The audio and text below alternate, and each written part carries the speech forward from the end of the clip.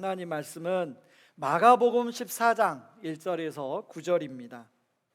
마가복음 14장 1절에서 9절, 1절을 제가 읽겠습니다. 이틀이 지나면 유월절과 무교절이라 대제사장들과 서기관들이 예수를 흉계로 잡아 죽일 방도를 구하며 이르되 밀란이 날까 하노니 명절에는 하지 말자 하더라. 예수께서 베다니 나병 환자 시몬의 집에서 식사하실 때에 한 여자가 매우 값진 향유 곧 순전한 나드 한 옥합을 가지고 와서 그 옥합을 깨뜨려 예수의 머리에 부으니 어떤 사람들이 화를 내어 서로 말하되 어찌하여 이 향유를 허비하는가. 이 향유를 300데나리온 이상에 팔아 가난한 자들에게 줄 수 있었겠도다 하며 그 여자를 책망하는지라. 예수께서 이르시되 가만두라. 너희가 어찌하여 그를 괴롭게 하느냐. 그가 내게 좋은 일을 하였느니라. 가난한 자들은 항상 너희와 함께 있으니 아무 때라도 원하는 대로 도울 수 있거니와 나는 너희와 항상 함께 있지 아니하리라. 그는 힘을 다하여 내 몸에 향유를 부어 내 장례를 미리 준비하였느니라. 내가 진실로 너희에게 이르노니 온 천하에 어디서든지 복음이 전파되는 곳에는 이 여자가 행한 일도 말하여 그를 기억하리라 하시니라. 아멘. 우리는 가성비와 효율을 따지는 시대에 살고 있습니다. 어떤 물건을 하나 구입하려고 해도 이게 얼마나 경제성이 있으면서 효율이 좋은가를 이렇게 비교하고 검색하며 우리가 그것을 선택합니다. 그런 시대에 살다 보니까 이왕이면 같은 비용으로 최대의 효과를 줄 수 있는 것을 선택하지 않으면 뭔가 손해본 것 같고 뭔가 낭비한 것 같다는 생각이 듭니다. 이런 관점으로 선교를 한번 바라보면 가성비와 효율적인 측면에서 별로 매력적이지 않습니다. 더더욱 단기 선교는 그렇습니다. 우리 성도님들이 32명이 간 그 항공료만 포함해도 몇 천만 원이죠. 그런가 하면 그 귀한 휴가, 거기에 준비하기 위해서 쏟아부은 몇 개월의 시간, 그런데 고작 선교지에서는 5박 6일의 시간밖에 머무르지 않았어요. 우리가 여러 가지 사역을 했지만 그렇다고 해서 뭔가 막 큰 변화가 선교지에 일어나느냐, 그런 변화도 그렇게 크게 일어나지 않습니다. 그렇다 보니까 어떤 분들은 단기 선교가 꼭 가야만 되느냐, 오히려 그 돈으로 선교사님들에게 지원하면 선교사님들이 훨씬 더 효율적인 사역을 할 수 있다고 그렇게 주장하는 분들도 있습니다. 그렇다면 하나님은 어떻게 보실까 하는 것이죠. 저는 이런 질문을 가지고 오늘 본문에서 세 가지 은혜를 좀 나누려고 합니다. 첫 번째는요, 세상의 계산입니다. 오늘 본문은 시몬의 집을 배경으로 합니다. 나병에 걸렸던 시몬이 예수님께 치유를 받고 너무 감사해서 예수님과 제자들을 집으로 초대해서 식사를 베푸는 자리입니다. 그때 한 여인이 향유 옥합을 들고 조심스럽게 예수님께 다가와요. 다가와서 예수님께 갑자기 그 향유 옥합을 깨트려서 머리에 붓는 것입니다. 오늘 성경은 이 향유 옥합이 얼마나 값진 것이었느냐라는 것을 강조하기 위해서 이 세 가지 형용사를 사용하는데요, 매우, 값진, 순전한이라는 단어를 사용합니다. 그러니까 순도 100%의 향유라는 것을 알 수 있죠. 제가 자료에 찾아보니까 이 나드 기름은 히말라야의 네팔이나 그리고 인도의 고산지대에서 식물 뿌리에서 추출하는 기름이라는 거예요. 근데 유대 땅으로부터 몇천 킬로 떨어진 곳에서 수입해 온 향유다 보니까 그 향유가 굉장히 비싸고 아주 귀한 향유였다는 것입니다. 근데 그 당시는 히말라야로부터 아라비아 광야를 지나서 유대까지 오는 무역 항로가 있었는데요, 무역로가 있었는데 그걸 향수의 길이라고 불렀다는 거예요. 이 옥합 역시 단순한 그릇이 아닙니다. 매우 단단하면서도 투명하면서 굉장히 딱 볼 때 아, 저 비싼 용기구나 한눈에 볼 수 있는, 그런 느낄 수 있는 그런 용기였다는 거예요. 당시 유대의 중산층 사회에서는 딸이 태어나면 부모들이 향유 옥합을 조금씩 모으기 시작한다는 거예요. 그래서 딸이 어느 정도 장성하면 이제 딸에게 그걸 물려줘서 딸이 모으도록 한다는 겁니다. 근데 그 향유 옥합을 언제 썼냐? 결혼해서 이제 가정을 꾸리다가 삶의 어떤 위기가 오면 그걸 사용하는, 그리고 살다가 잘못돼 가지고 이혼당하여 어려움에 처할 때 바로 그걸 사용하는 최후의 보루 같은 것이 향유 옥합이었다는 거예요. 성경은 이 향유의 가치가 300데나리온이나 되었다고 이야기합니다. 이 300데나리온은 1데나리온이 노동자의 하루 품삯이니까 지금으로 따지면 1년 연봉 정도 되는 그런 아주 귀하고 가치 있는 향유 옥합이었습니다. 이걸 현대로 말하면 오랫동안 저축해 놓은 그 생명과도 같은 적금을 하고 비유할 수 아마 있을 거라고 생각해요. 근데 이 여인이 그렇게 가치 있는 것을 왜 예수님께서 딱 깨워갖고 예수님께 부어드렸을까요? 이 여인이 누구냐라고 우리가 좀 살펴보면 요한복음 11장에 나오는 나사로와 마르다와 마리아, 그 마리아라는 것입니다.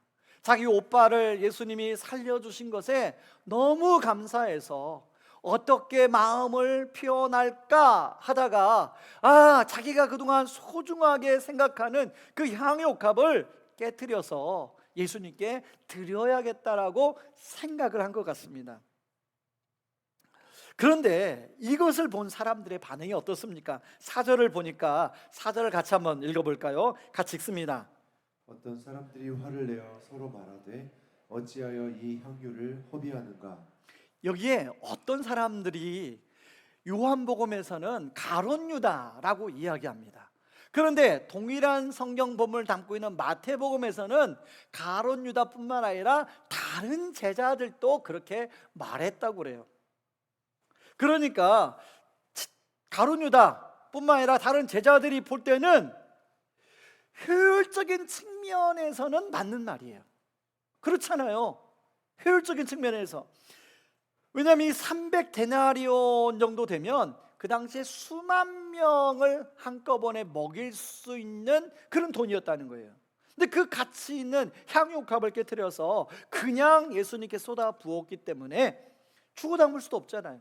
그러니까 낭비처럼 보이는 거죠. 저는 단기 선교를 준비하면서 제 안에 이런 생각이 있었습니다. 이번 단기 선교는 저희가 이제 방콕으로 6시간 비행기를 타고 가서 방콕에서 첫날 사역을 하고 그 다음 날 또 6시간 반을 차를 타고 저 미얀마 국경지대에 가서 두 교회를 섬기고 다시금 6시간 반을 차 타고 방콕으로 돌아와서 방콕에서 인천공으로 오는 그런 여정이었습니다. 처음에 이제 우리 준비팀들이 선교 계획을 선교사님하고 논의할 때 제가 그 보고를 받고 그랬어요. 아니 우리가 비행기 타고 오가는 시간 5박 6일인데 이틀 빼고 한 3, 4일밖에 안 오는데 그 6시간 반 왔다 갔다 하면 뭐 사역할 시간이 어디 있겠냐. 그러니 혹시 선교사님에게 1시간, 2시간 정도 거리 떨어진 곳이 있는지를 한번 알아봐. 그게 훨씬 효과적이겠다. 여러분 생각도 그렇죠? 제가요 어떻든 그런 논의를 하다가 그냥 거기로 결정이 됐어요. 그런데 왜 그렇게 결정된지를 가서 선교지에 가보니까 제 생각이 짧았다는 걸 알겠더라고요. 하나님이 여기에 이렇게 먼 거리에 우리를 보내신 이유가 있겠구나 알게 됐다는 거예요. 여러분 우리 성도들 가운데도 단기 선교에 대해서 어떤 분은 약간 부정적으로 생각하는 분이 계실지 모르겠어요. 아니 그 돈이면 차라리 동남아 여행을 가지 왜 가서 뭐 굳이 그렇게 몇 가지 뭐 사역한다 그게 큰 어떤 효과가 있겠냐. 매번 교회에서 단기 선교를 가는데 그게 뭐가 의미가 있나? 이렇게 보시는 분이 계실지 모르겠어요. 그런 분도 한 분도 안 계실 거라고 생각하지만 그런 분이 계시다면 바로 하나님은 우리 주님은 그것을 어떻게 바라보실까 하는 것이죠. 지난주에 김지찬 교수님이 오셔서 헌금 생활에 대한 설교를 하셨죠. 제가 이제 이렇게 보고를 받아 보니까요, 1부 예배 때는 50분 설교를 하셨고 2부 예배 때는 1시간 15분 설교하셨다고 그래요. 여러분, 항상 35분 설교를 듣다가, 그런데 또 하늘의 복을 받았어요. 우리 성도님이 다 은혜를 받았다는 거예요. 여러분, 우리가 헌금을 드리고 11조를 드리고, 어떤 분들은 그게 혹시 낭비 아니야? 꼭 그렇게 해야만 돼? 내 수입의 10분의 1을 딱 떼서 드리는 게 아까운 거 아니야? 이렇게 생각할 수는 있다고 생각해요. 그런데 과연 하나님은, 우리 주님은 그것을 어떻게 보실까 하는 것입니다. 그러면서 두 번째는요, 주님의 시선에 대해서 한번 좀 살펴보려고 합니다. 6절을 같이 한번 읽어볼까요? 6절 읽습니다. 예수께서 이르시되 가만두라 너희가 어찌하여 그를 괴롭게 하느냐 그가 내게 좋은 일을 하였느니라. 여기서 좋은이라는 말은 칼로스라는 말로 매력적인, 아주 고귀한, 아주 아름다운 작품을 표현할 때 사용하는 단어입니다. 다시 말해서 제자들의 눈으로 볼 때는 그게 낭비처럼 보였지만, 허비하는 것처럼 보였지만, 우리 주님이 보실 때는 아름다운 작품으로 보였다는 것이에요. 그렇게 말씀하신 이유가 8절에서 나와요. 8절에 뭐라고 나오냐면, 예수님이 바로 나의 장례를 미리 준비하는 행위였다라고 말합니다. 그 당시에는 사람이 죽으면 냄새가 나지 않도록 그 죽은 시신에 향유를 부어서 오랫동안 보관을 했어요. 예수님은 바로 그 행위를 마리아가 미리 했다고 말합니다. 그렇다면 과연 마리아가 예수님이 십자가에 못 박혀 죽을 줄 알고 미리 했을까? 아니면 그렇지 않았을까? 모르죠. 학자들은 그럴 수도 있고 그렇지 않을 수도 있다고 해요. 이게 중요하지 않습니다. 중요한 것은 십자가의 그 복음에 마지막까지 함께한 사람이 마리아였다는 거예요. 3년 동안 예수님과 동거동락했던 제자들은 그 비난하고 평가하고 하는 말하고 도망가 버렸지만, 마리아는 자신의 가장 소중한 걸 드려 함께 하고 있더라는 것입니다. 오스왈드 챔버스가 쓴 주님은 나의 최고봉이라는 책이 있습니다. 주님은 나의 최고봉이라는 책에서 이 부분을 대하여 오스왈드 챔버스가 이렇게 말해요. 이 여인이야말로 세상에서 가장 거룩한 낭비를 한 여인이다 라고 이야기합니다. 제가 단기 선교를 출발하기 전부터, 하나님, 단기 선교를 다녀오면 그 다음 주일 바로 말씀을 제가 전해야 되는데, 하나님, 어떤 말씀을 전하면 좋을까요? 어떤 본문을 가지고 전하면 좋을까요? 어떤 주제를 가지고 전하면 좋을까요? 라고 계속 기도를 했습니다. 근데 단기 선교 이틀째 쌍카프리 교회에서 사역을 하는데, 이제 한쪽에서는 어린이 사역을 하고, 한쪽에서는 임용 사역을 하고, 한쪽은 주방팀 사역을 하고, 시설팀 사역을 하고, 저는 뭐 했냐? 저는 열심히 사진을 찍었어요. 그분들의 사역의 모습을 하나하나 사진을 담고 있는데, 한 단어가 제 머릿속에 확 들어오는 거예요. 바로 주님은 나의 최고봉에 쓰였던 오스왈드 챔버스가 했던 말, 거룩한 낭비. 그 미얀마의 태국 국경선에 주민등록증이 없는 그 아이들, 그 사람들에게 한없이 퍼주는 게, 특별히 첫 번째 미얀마 그 교회, 쌍카프리 교회 갔더니요, 거기에 교회가 다 유리문으로 돼 있는데, 그 교회 입구 문이 동네 아이들이 와서 그걸 깼나 봐요. 그래서 테이프로 덕지덕지 붙여놓은 거예요. 그런데 그걸 이제 우리가 수리를 해줘야 되는데, 뭐 거기가 이게 뭐가 있는 곳이 아니니까 가서 보니까 우리 돈으로, 제 기억을 알고는 40만 원이 들었어요. 그런데 그렇게 수리하고 났는데, 이거 또 깨지면 어떻게 하지? 또 깨먹으면 어떻게 하지? 이런 생각이 드는 거예요. 그런데 그때 성령님께서 저에게 해줬던 말이 있어요. 그래, 기서봐, 너희들은 세상에서 지금 가장 거룩한 낭비를 하고 있는 거야. 내가 해야 할 일을 너희들이 대신해줘서 고맙다. 여러분, 아이들은요 천진난만해서 웃는데요, 어른들은 그냥 소망이 없는 눈빛이에요. 여러분, 주민등록증도 없이 태국에서 살아가야 되기 때문에 그 사람들은 그 지역을 벗어날 수가 없다는 거예요. 평생 거기 살아야 된다는 거예요. 소망이 없죠. 먹을 것도 없고. 그런 분들에게 어린이 사역과 임용을 해주고, 그리고 선물을 주고, 또 여러분들이 가져다 준 옷을 나눠주고, 마지막에는 함께 식사를 같이 하고, 그래서 그분들이 이렇게 가면서 그 하나님의 은혜를 누리는 모습을 보고, 얼굴빛이 달라지는 모습을 보고 가니까 참 저도 기분이 좋은데, 우리 주님은 얼마나 기분이 좋았을까요? 제가 선교 기간 동안에요, 한 어린아이가 제 머리에 남아요. 사진 한번 보여주실래요? 이 아이예요. 이 아이가 이제 저한테 와서 한국말로 감사합니다 하는 거예요, 마지막에. 나중에 이제 우리 선교팀들이 다 모여서 보니까 이 아이가 저한테만 와서 한 게 아니라 모든 팀원들한테 찾아가서 다 감사합니다 말했더라고요. 나중에 알고 보니까 선교사님한테 가서 한국말로 감사합니다가 어떤 말이에요? 물어봤대요. 이 아이가 배운 거예요. 그래서 팀원 한 사람 한 사람한테 감사합니다라고 이야기를 한 거예요. 여러분, 이런 아이들이 소망이 없지만 이 아이들이 앞으로 어떻게 될지.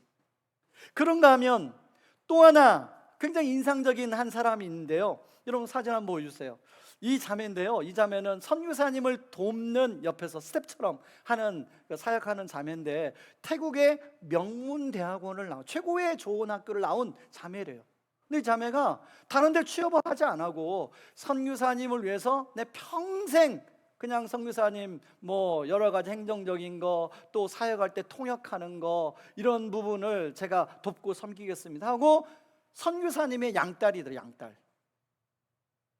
저는 이 자매를 보면서 이 자매야말로 마리아 같은 거룩한 낭비를 하고 있구나라는 생각이 들었습니다. 여러분, 단기선교는 32명이 다녀왔지만요, 사실 우리 교회 모든 성도님들이 저는 함께 했다고 생각합니다. 어떤 분들은 기도해 주시고, 어떤 분들은 또 후원해 주시고, 어떤 분들은 평상시에 헌금을 해 주셔서 우리가 다 그걸 지원을 받아서 다녀온 거죠. 그렇기 때문에 이번 단기선교는 의왕유르교의 모든 성도님들이 거룩한 낭비를 하나님께 올려드린 것이라고 저는 생각해요.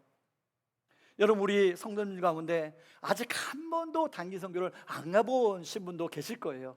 그런 분들은 다음에 꼭 함께 기회를 잡아서 같이 갔으면 좋겠다.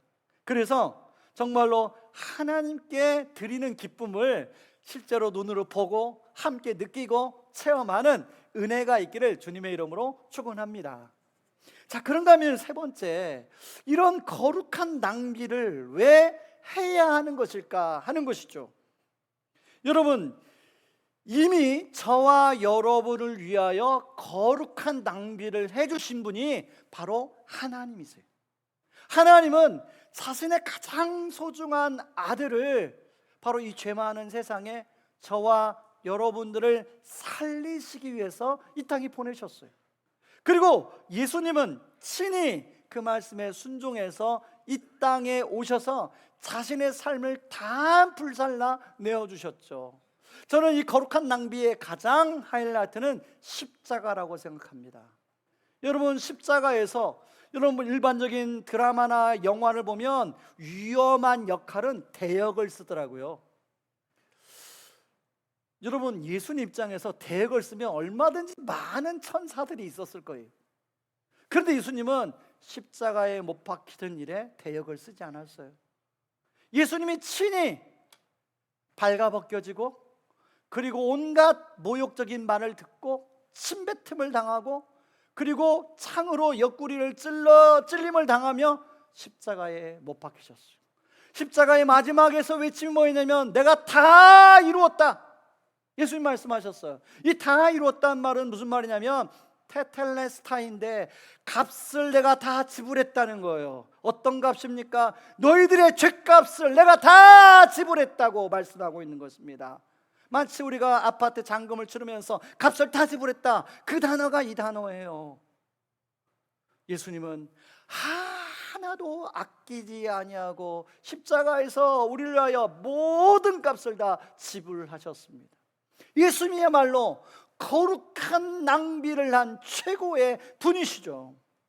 그렇기 때문에, 그런 은혜를 우리가 받았기 때문에 예수님은 본인이 앞으로 이제 이틀 후면 그 십자가에 못 박히기 때문에 오늘 그런 일을 한 바로 마리아에게 놀라운 칭찬을 하고 있어요. 9절을 같이 한번 읽어볼까요? 9절 같이 읽습니다.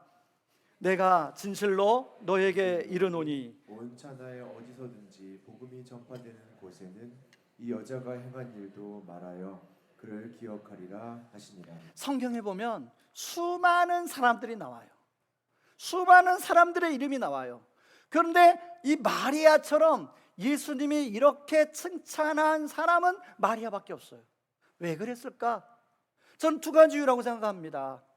바로 이제 이틀 후면 예수님이 자기의 모든 걸 깨트려 사람들에게 주려고 하고 있는데 마리아가 먼저 그걸 한 거예요.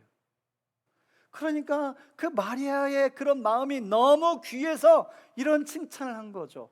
또 하나 이유가 있습니다. 앞으로도 제2, 제3의 거룩한 낭비를 하는 사람들에게 주는 하나님의 약속의 말씀입니다.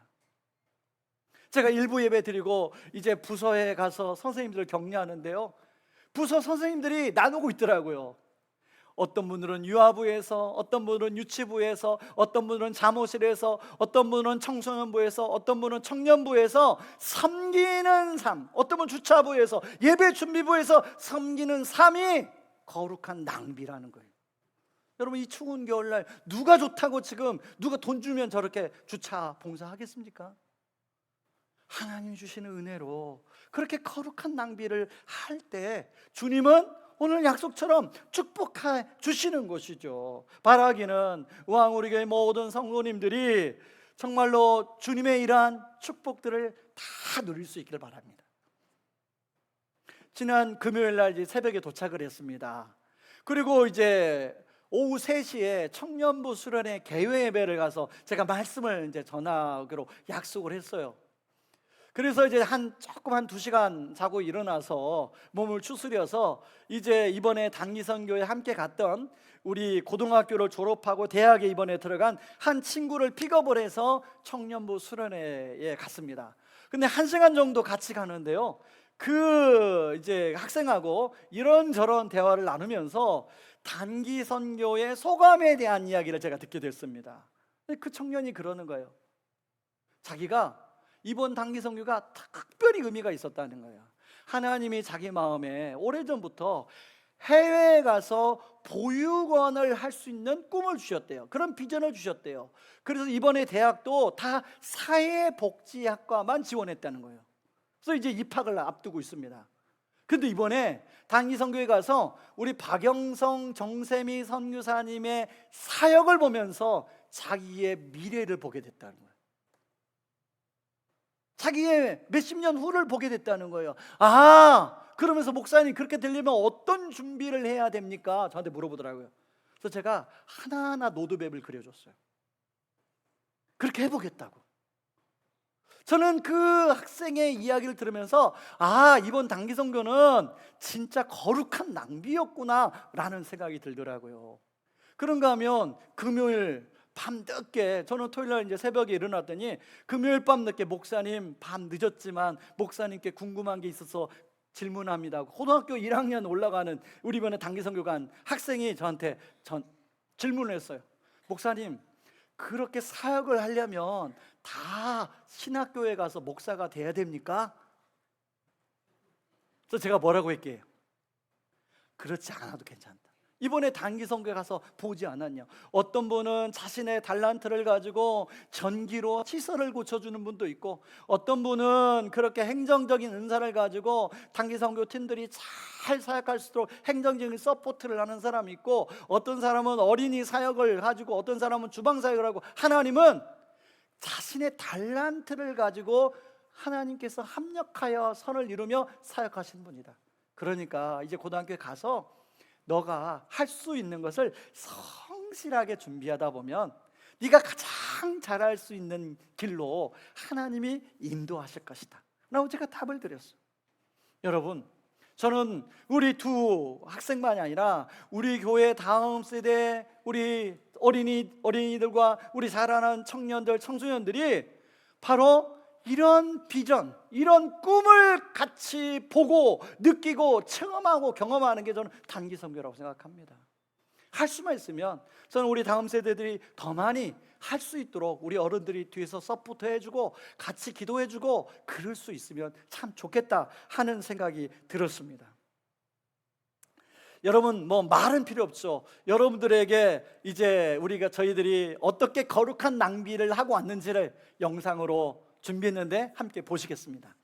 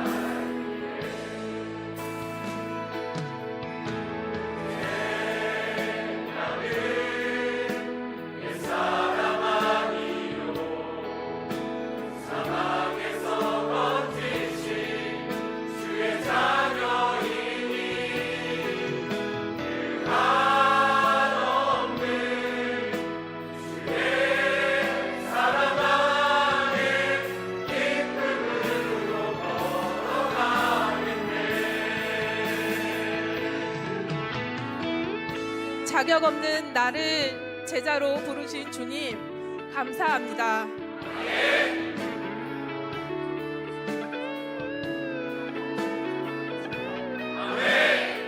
언제나 주님의 뜻을 따라 순종하며 살겠습니다. 세상 끝날까지 기쁨으로 주님과 동행하겠습니다.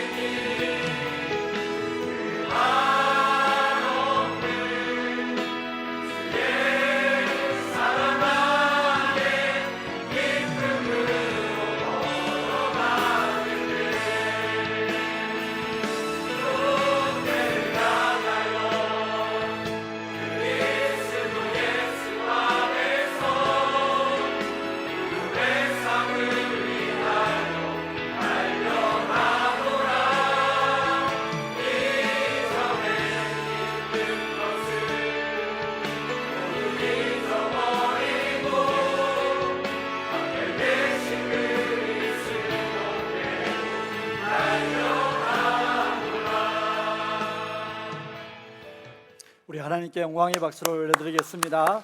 네, 말씀의 결론을 맺겠습니다. 여러분, 세상은 300데나리온에 대해서 낭비했다고 그렇게 말합니다. 그러나 우리 주님은 바로 그게 내게 가장 좋은 일을 했다고 말씀합니다. 여러분, 우리가 이렇게 거룩한 낭비를 해야 되는 이유가 뭘까요? 바로 우리 주님이 여러분을 위하여, 우리를 위하여 거룩한 낭비를 해 주셨기 때문입니다. 이제 여러분이 우리의 삶의 자리에서 우리의 향유 옥합을, 여러분의 향유 옥합을 깨뜨려 여러분의 가정에, 여러분의 형제 관계에, 여러분의 이웃과의 관계에, 여러분의 삶의 관계에, 그리고 앞으로 땅끝까지 그렇게 우리가 향유를 깨뜨릴 때 그 복음의 향기가 여러분을 통하여 흘러가는 그런 은혜가 있기를 주님의 이름으로 축원합니다. 이 시간에 같이 우리 다 같이 일어나셔서 우리 내게 있는 향유 옥합 같이 찬양하고 우리 기도하기를 원합니다.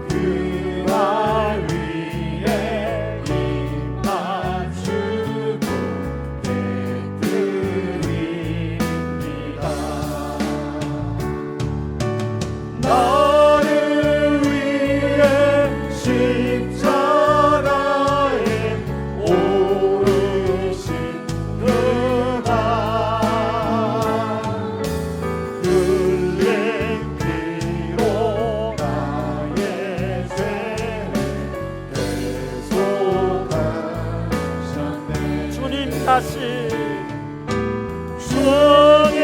다시 이 땅 위에 일하실 그때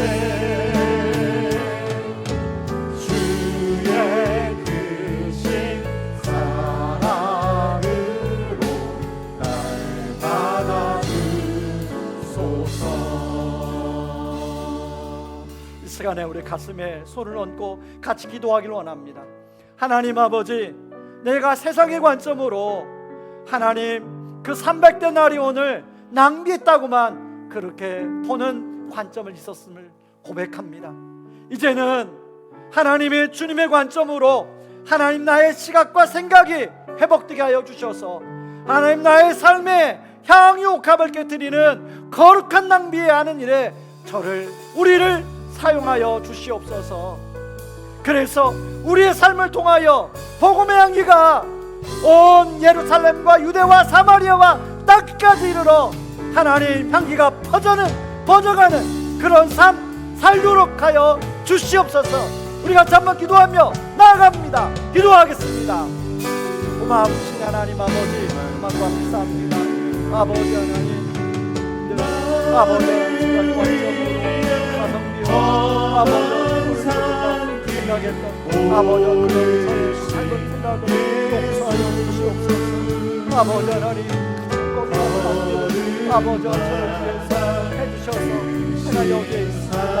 아버지 하나님 그 거룩한 낭비를 해주신 주님의 은혜가 가면 아버지 이제는 나의 삶의 자리에서 아버지 향유옥합을 아버지 깨뜨리길 원합니다. 아버지 그 향유를 아버지 하나님 부어주길 원합니다. 아버지 우리가 붙어서 향유를 통하여 복음의 향기가 아버지 예루살렘과 온 유대와 사마리아와 땅끝까지 이르러 퍼져나가게 도와주시고 아버지 우왕교회 성도들과 우왕의 교회를 사용하여 주시옵소서.